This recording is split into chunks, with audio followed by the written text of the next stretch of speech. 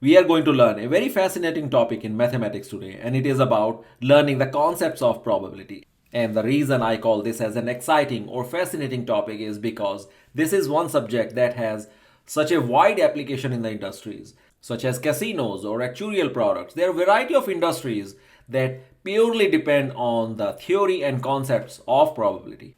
And if you did not know, probability, it came from the world of gambling. It came from casinos. All right.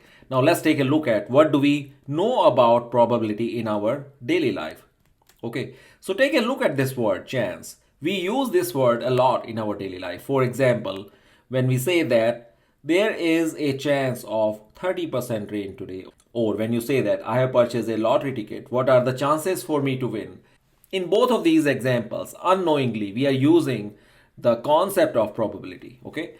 Now, how do you put a number to a chance? And that is where we convert the number chance into a probability. Okay. And we will learn about that today, that how do you put a number to a chance, or how do you calculate the probability of an event. All right.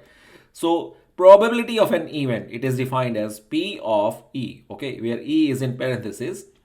P stands for probability and E stands for the event. Okay. So at this moment, we need to pay attention to some of the very basic terms that are used in calculation of probability. And the first one is called an experiment or a trial. An experiment, the definition is it is a scientific procedure to test a hypothesis given that you know the space of all possible outcomes, specifically to probability. All right. So with that reference, we have defined one more term here, and it is the outcomes. Okay. Outcomes means that whenever you run a trial, you're likely to see some result out of it, and that is what is known as an outcome. Outcomes, it could be further divided into two categories. I'll say that the one category is that the space of all possible results that could happen as a result of that experiment. Okay. And we are interested in the count of those results that would happen, right? And the second is the favorable events that would happen as a result of that trial. Okay. And once again, we are interested in the count of those numbers.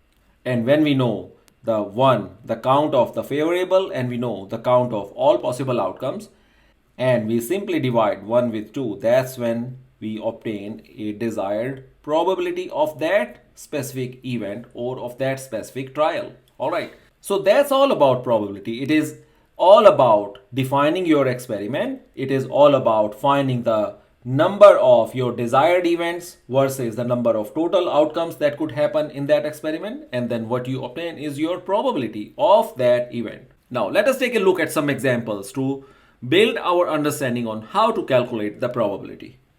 Take a look at this example in which the situation is that a die is thrown and we want to calculate the probability of getting either an even number or an odd number or a number 2. We want to calculate all three different probabilities. All right. So first, let us define our experiment. The experiment is simply rolling a die, correct? So this is our experiment, and the outcome from this experiment will be one of these numbers: 1, 2, 3, 4, 5, and 6. It will happen only one of these numbers, right? So in that case, we can very easily say that the count of all possible outcomes will be 6, right? So if we want to calculate the probability of an even number, it will be one of those events.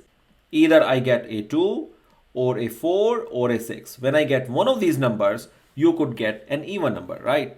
And that means that there are three possible ways the count of my favorable outcomes could happen, right? In that case, probability of my even number will be 3 over 6, simply dividing the favorable outcomes to the total number of outcomes, or that will be equal to 1 over 2, right? Likewise, we could also calculate the probability of an odd number, right? An odd number could happen if you get a 1 or a 3 or a 5, right? So there are three ways that an odd number could happen, right? In that case, your probability of an odd number will be 3 over 6, favorable to the total number of outcomes, right? And that will be equal to 1 over 2 again. And lastly, we will calculate the probability of getting a number 2 only, right? So we know that the total number of outcomes is 6. That is for sure from here, correct? Only thing we need to determine is in how many possible ways you could get a 2, and there is only one possible way that you could get a 2 because there is only one 2 in this die, right? So that means the number of ways a 2 could happen is 1, and so your answer is 1 over 6, right? So you see that it becomes extremely easy to get this number, the probability, once you know what is your experiment and you know all possible outcomes, and then you can also put a number to your desired outcomes. Okay, take a look at one more example. Alright, so in this example we are given a situation that a bag has 5 blue and 3 green marbles, all marbles being equal in size. If one marble is drawn at random from the bag without looking into the bag, what is the probability of getting a blue marble? Okay, so let's define our experiment. This experiment is about selecting a marble, right? With reference to this experiment, we say that a bag has 5 blue marbles and then we have 3 green marbles, right? A sum total of 8 marbles, right? And you can select only one marble at a time, right? So in that case, out of 8 marbles, there are 8 possible ways that you could pick a marble, right? That means the count of all possible outcomes will be 8, right? And our objective is to find the probability of selecting a blue marble, right? And in how many possible ways you could select a blue marble, because there are 5 of those in the bag. I could pick any one of those. As long as I pick one of those, it will be my required chance to obtain a blue marble, right? And I can obtain that in 5 ways. Hence, I will say that the count of my favorable outcomes will be 5.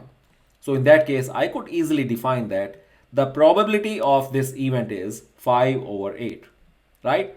So this is my required probability, right? So this is as simple as it could get. It is not at all hard to calculate the probability of any event as long as you know what is your experiment. That is the key point. You are able to calculate your desired outcomes versus the total number of outcomes, and then using this logic, this formula, you can calculate the probability of your required event. Okay, with that we will take a pause here, and that is a simple discussion on the concept of probability.